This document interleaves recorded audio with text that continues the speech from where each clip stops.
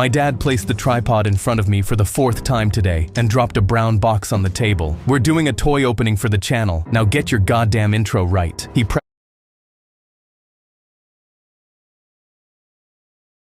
record, and I raised my hands in the air and did my intro, but he instantly snapped his fingers. Stop, not enough energy. Drink this and try again. He handed me an energy drink, and I stared at it with my heart pounding because I'd never drank one before, but his foot kept tapping impatiently, and I was so scared of him, I just downed it in one go. My fingers instantly started buzzing, and I ripped the box open, but he snapped again. You're opening it way too fast, you stupid kid. He shoved me aside and I hit the floor. I clutched my foot in pain, but he just taped the box shut again, then yanked me up. I need these views on the channel. Do you hear me? He got behind the camera and hit record, but my voice came out in a stutter because I was so scared. He took off his glasses and threw the camera down. Why do I even pay for voice acting lessons? He slammed his hands on the table and got in my face while I trembled. I quit my job to do this with you full time. You're the only reason I pay rent, so unless you want to be on the street, you're gonna smile and open that box of Pokemon. He reached out his hands and pushed the corners of my mouth up with his fingers into a smile. My legs were shaking, but I wiped my tears and put on a happy voice. I opened the box just like he wanted, and 15 minutes later he stopped recording. Perfect. See how much nicer I am when you do it right? He grabbed the camera and walked out. I peered around the corner to make sure he was gone, then turned and grabbed my phone off the shelf. I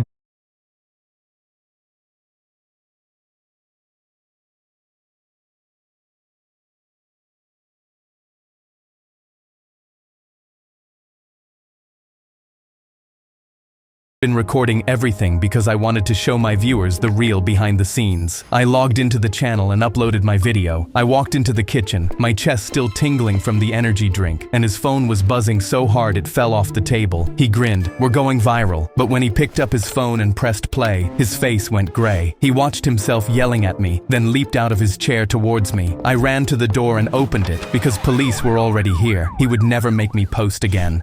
I put on my headset to game with the boys, but quickly realized it wasn't my friends I was hearing. It was two men, mid-sentence. Our foreign policy won't change while he's in that cabinet, and he won't listen to his advisors. My heart dropped, and I listened closer. And when I heard, "We can't leave the election to chance, the state needs our party," I realized I was listening in on a government conversation. I looked through my lobby with shaking hands, thinking about how this was possible. "We do it before the vote," the man said. "Make it look self-inflicted." That's when I saw my mic light was turned green. Whoever was on the other side could hear me, and they'd know I was listening in. I muted it so fast I knocked the controller off my lap, so scared my body trembled. Then I grabbed my phone and instantly texted the boys, "Come to my house now, drop everything." The 4 of them were here in minutes, and I pressed the mic into Reese's hands. He listened in, and his hands immediately flew in the air. "We definitely shouldn't be able to hear this, so if anything happens, remember, I am not suicidal." He laughed, and I couldn't believe he was joking about this. They took turns passing the mic to each other while my hands shook, but then the voice nearly made me collapse. "We do it in 7 days. If anyone finds out about this, you know what to do." My blood ran cold as I stared at the headset, and that's when I caught Reese out of the corner of my eye. His thumb was on his phone, and I realized he'd been recording my headset for the last 2 minutes. He'd captured everything. I screamed, "Reese, stop,"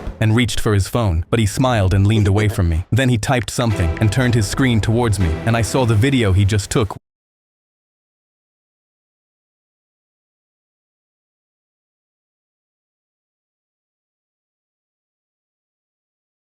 was now posted to his story. Anyone in the world could see it. My hands went numb, and I shook just thinking about what the government would do to me. Reese tapped my shoulder. "You can't even see our faces, dude. It's fine." He went to put the headset back on. I immediately ordered everyone out of the house, then locked the doors and stared at my headset, clutching my pillow in fear. My heart pounded so loud I couldn't sleep, but when I checked my phone at 3 a.m., Reese's story was taken down. I texted him, but he never even read my message. I walked to school next morning, expecting men in suits to pop out of every bush, but they never did. And during math, Reese's desk was empty. While walking home, I decided to go check on him, but when I reached his house, I nearly got sick. Police were surrounding it, as the whole area was blocked with tape. I nervously asked an officer what happened. He shook his head, but I begged him, "Please, sir, Reese is my best friend." The officer knelt down, looking like he was about to cry. "Official reports state Reese went crazy last night. His whole family is dead as a result." My face drained of color, and I just nodded and walked back home. Reese's words echoed in my mind. "If anything happens, I am not suicidal." I grabbed my headset in silence and didn't dare try turn it on.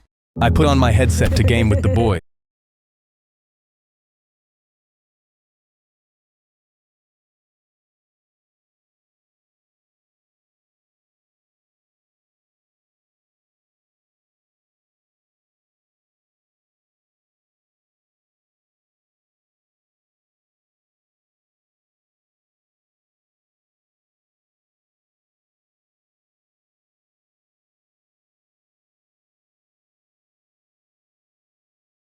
but quickly realized it was